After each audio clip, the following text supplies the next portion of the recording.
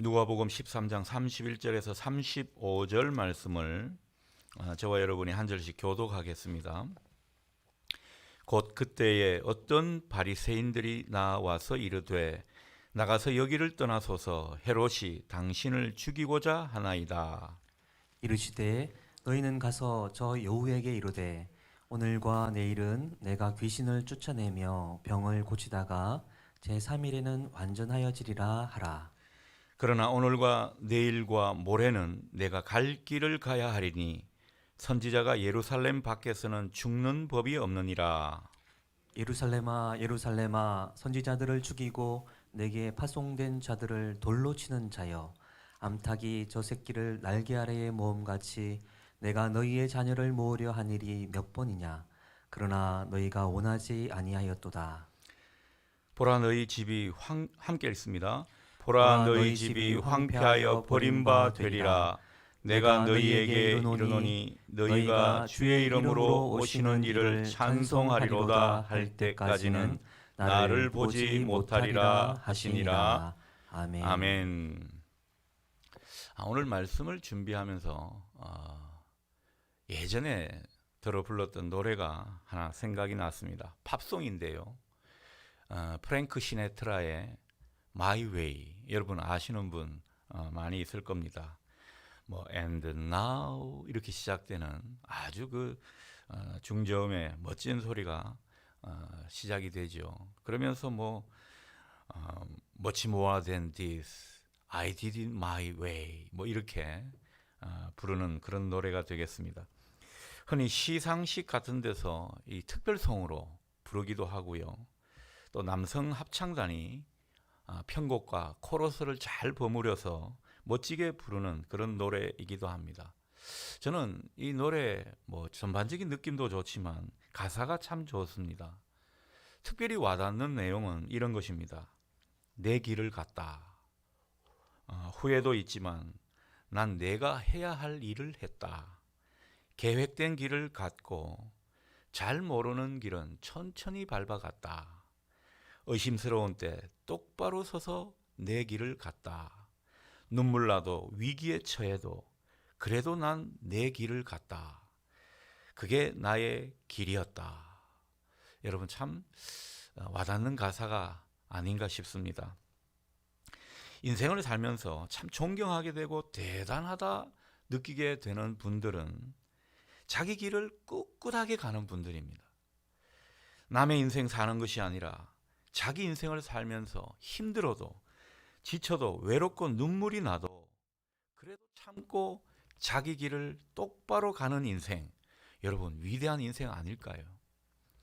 하나님이 정해주신 내 인생길, 내 소명이 있다고 믿고 그 자리에서 주님을 바라보고 성실하게 그리고 꿋꿋하게 그 길을 걸어가는 그런 분들 보게 되면요 정말 존경스럽죠. 우리 애국 지사들 중에 그런 분들이 많이 떠오를 겁니다. 교계에는 주기철 목사님 같은 분이 그런 분이라고 할 수 있고요. 조만식 장로님 그리고 남강 이승훈 선생님 같은 분들이 그런 분들이 아닐까 싶습니다. 이분들은 하나님이 주신 그 소명을 따라 죽음조차도 두려워하지 않고 자기의 길을 꿋꿋이 가신 분이라는 거죠. 꼭 이렇게 유명하신 분들 말고도 제가 아는 어떤 분은요, 일주일에 한 번씩 하는 그 바퍼 봉사, 급식 봉사라고 할 수 있는데, 이 일을 근 20년 동안 비가 오나 눈이 오나 감당하는 분이 있습니다. 참 존경스러운 분이라고 할 수 있겠죠. 교회 학교나 성가대도 마찬가지입니다. 꾸준하게 몇십 년 동안 그 자리를 한결같이 지키는 그런 분들 보면요 정말 대단하다는 생각이 듭니다. 우리 교회도 그런 분들이 있습니다. 비가 오나 눈이 오나 이 한 분야에서 정말 하나님이 주신 일이라 믿고 꾸준하게 그 길을 가는 그런 사람들, 정말 존경할 사람들이 아닌가 싶습니다. 여러분 이 세상에서 정말 무서운 사람은 어떤 사람인 줄 아십니까? 죽기를 각오하고 주어진 자기의 길을 걸어가는 사람들입니다. 정말 이런 분들은 우리가 존경할 만한 분들이라 생각이 듭니다. 여러분들에게 이런 은사가 그리고 이런 각오가 새롭게 일어날 수 있기를 바랍니다. 우리 예수님이 바로 그런 분의 대표격이죠. 예수님은 지금 예루살렘으로 가시는 길입니다. 비록 중간에 여러 군데를 들르셨지만 목적지 예루살렘은 한 번도 잊은 적이 없습니다. 자기의 길을 놓치지 않으셨기 때문입니다. 내가 가야 할 곳은 저기다. 그런 어떤 예수님의 입장을 우리가 느끼게 됩니다. 자, 본문을 보니까 예수님께서 예루살렘을 가시다가 베레아 지역을 지나가셨던 것 같습니다. 오늘 헤롯이 등장하는 거 보면 그렇습니다. 베레아는 유다와 갈릴리 지역 사이에 있는 지역이죠. 헤롯의 통치 구역이었습니다. 그때 어떤 바리새인들이 예수님을 찾아와서 말합니다. 31절이죠. 여기를 떠나십시오. 헤롯 왕이 당신을 죽이고자 합니다. 이 바리새인들이라고 하니까 이 사람들 말을 들어야 할지 말아야 될지 좀 헷갈리는 분들이죠. 뭐 호의로 충고한 것일 수도 있고 아니면 뭔가 이들이 또 헤롯과 결탁이 되어서 음모를 꾸미기 위해 이 말을 한 것인지 우리가 단정지어 말할 수는 없지만 헤롯 왕이 예수님을 안 좋게 봤다는 것 그리고 적대적인 감정을 느끼고 있다는 것 이것만큼은 분명해 보입니다. 자, 여기서 말하는 헤롯은 헤롯 안티파스라는 분입니다. 이분은요 아기 예수님을 위협했던 그 헤롯 대왕의 아들이라고 할 수 있겠죠. 헤롯 대왕이 죽은 후에 아들 셋이 그 지역을 나누어 다스리게 되었습니다. 그래서 이 나누어 다스리게 된 왕들을 분봉왕이라고 합니다. 우리 성경에 보면 분봉왕 헤롯 이렇게 나오죠. 이것은 헤롯 대왕과는 다른 사람이라고 볼 수 있겠습니다. 자, 그 아들들 중에 하나인 이 헤롯 안티파스 굉장히 유명한 사람입니다. 갈릴리와 이 베레아 지역의 분봉왕이었는데 이 사람이 유명했던 것은 이 사람이 바로 세례 요한을 죽였기 때문입니다. 세례 요한과의 일화를 여러분들 잘 아실 겁니다. 이 헤롯 안티파스 왕이 이 동생 필립의 아내 헤로디아를 자기 아내로 취했죠. 정말 이 막장도 이런 막장이 없습니다. 자, 그래서 세례 요한이 이 헤롯 안티파스를 얼마나 책망을 했는지 모릅니다. 평소에는 참 좋아했던 세례 요한인데 이 일로 말미암아 자기를 그토록 책망하게 되니까 결국 그 과정은 여러분들이 아시는 분이 있겠지만 결국은 이 세례 요한을 죽이고 말았습니다. 이 헤롯은 출신이 안 좋았습니다. 에돔 출신이라고 하죠. 엄마가 그쪽 출신이었는데 자기를 분봉왕으로 봉해준 사람은 로마 황제 디베랴였습니다. 그러니 이 디베랴 황제에게 얼마나 충성을 다하고 싶었겠습니까? 그 일환으로 갈릴리 바닷가에 이 황제 이름을 따서 디베랴라는 도시를 건설하기도 했습니다. 여러분, 도시를 하나 원래 계획이 없던 것을 하나 세우려면 얼마나 그 백성들의 피와 땀이 동원됐겠습니까? 그러니 사람들 인심이 이 헤롯 안티파스를 좋아할 턱이 없습니다. 오히려 미워하는 그런 모습이 많았습니다. 자기들이 그렇게 추앙했던 세례 요한을 죽였죠. 그리고 막장 드라마의 주인공인데다가 또 이렇게 고역을 그들에게 부과하게 되니까 이 왕에 대해서 사람들이 반감을 많이 가지고 있었습니다. 자, 이 세례 요한을 죽인 것 때문에 트라우마가 있었던 이 헤롯 안티파스. 이 헤롯 안티파스의 눈에는요, 이 예수님이 어떻게 보였는가 하면은 세례 요한이 환생한 것처럼 그렇게 보였습니다. 뭔가 정신적인 질환을 느끼게 되죠. 그래서 그런 자격지심이 있는 가운데서 이 예수님이 사람들의 그 열광적인 지지를 받으니까 결국은 자기 자리가 위태롭겠구나 생각하고 예수님을 죽이려 한 것이죠. 이 두려움이 결국은 폭력을 낳고 또 살인의 음모를 꾀하는 이런 일까지 연결된 것입니다. 자, 이런 가운데 헤롯의 의중을 전해 들은 예수님 어떤 반응이십니까? 조금도 두려워하는 내색이 없습니다. 오히려 헤롯을 뭐라고 합니까? 저 여우라고 지칭하고 계십니다. 32절 보실까요? 너희는 가서 저 여우에게 이르되 오늘과 내일은 내가 귀신을 쫓아내며 병을 고치다가 제3일에는 완전하여 지리라. 얼마나 당당한 어조로 말씀하고 있는지 모릅니다.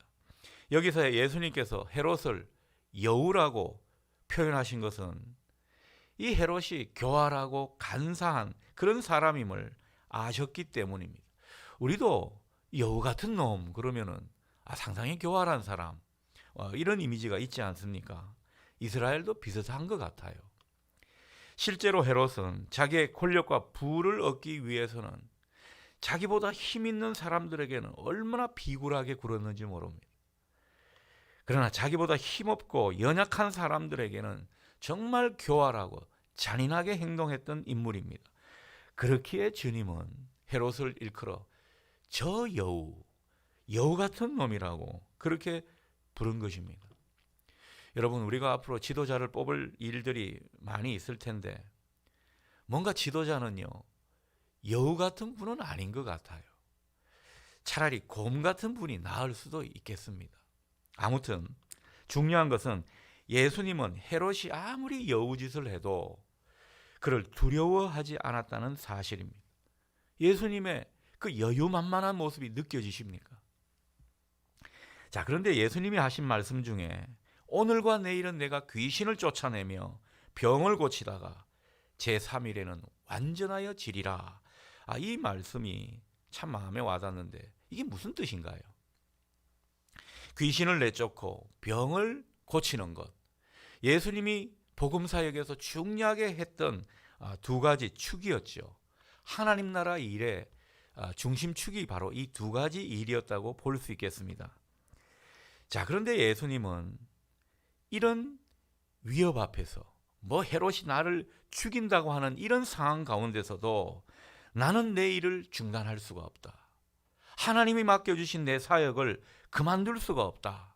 오늘은 여기서 그 일을 감당할 것이고 내일 곧 예루살렘으로 올라가는 그 과정 가운데서는 나도 그 일을 감당할 것이다. 마침내 제3일 곧 예루살렘에서 십자가에 죽으시고 부활하시는 그날에 내 모든 일은 완성될 것이다. 그렇게 비장한 각오를 담아서 이런 표현을 한 것입니다. 예수님은 당신의 일을 위해서는, 당신의 길을 가기 위해서는 죽음도 불사하는 어떤 위협도 넘어서는 그런 분이심을 우리에게 보여주고 있는 것입니다. 저는 이런 주님의 모습을 우리가 좀 많이 배웠으면 좋겠다 생각이 듭니다. 여러분, 이런 주님의 모습, 이 여우 같은 헤롯이 어떻게 방해가 되겠습니까? 하나님이 작정하신 그 예루살렘으로 이르는 길에서는 하나님이 그 모든 과정을 지켜주신다는 거죠. 예수님의 일이 끝나는 것은 예수님이 십자가에 죽으시고 부활하셔야 그 일이 끝나게 된다는 것. 주님은 그 비장한 각오 속에 이 믿음을 하나님 앞에 보인 것입니다. 그래서 결과적으로도 하나님의 일을 가로막으려는 그 헤롯의 뜻은 좌절될 수밖에 없었습니다. 33절의 말씀이 무척 도전이 되고 울림을 주는 것 같습니다. 그러나 오늘과 내일과 모레는 내가 갈 길을 가야 하리니 선지자가 예루살렘 밖에서는 죽는 법이 없느니라. 하나님이 나를 죽이신다고 하더라도 그곳은 바로 예루살렘이지 여기가 아니다. 그렇기 때문에 나는 오늘과 내일 모레 내가 갈 길을 갈 것이다. 그래서 오늘 설교 제목도 갈 길을 가야 하리니. 여러분, 이 주님의 말씀이, 이 음성이 우리 심령 속에 새겨지는 은혜가 있기를 바랍니다. 갈 길을 가야 하리니. 얼마나 도전을 주는 말씀인지 모릅니다. 오늘도 내일도 그 다음 날도 나는 내 길을 가겠다. 어떤 방해가 있어도 어떤 위협이 있다고 해도 하나님이 보내시고 부르신 그 길을 가겠다고 하는 그런 다짐을 주님은 하고 계신 것입니다. 죽음의 위협도 나를 가로막을 수 없다. 그런 확신이 주님 가운데 있다는 것입니다. 하나님 뜻이면 나는 잘못되지 않는다. 나는 여기서 죽지 않는다. 그렇게 마음을 먹고 나아가는 그 주님의 기획이 오롯이 느껴지는 대목입니다. 여러분, 사실 죽는다는 것 정말 두려운 일이죠. 지금 만일 예전에 그런 이야기 있었지 않습니까? 공산당이 와가지고 앞에서 예수님 이 그림을 놓고 이 밟으면 살려줄 것이고 그 예수님 그 그림을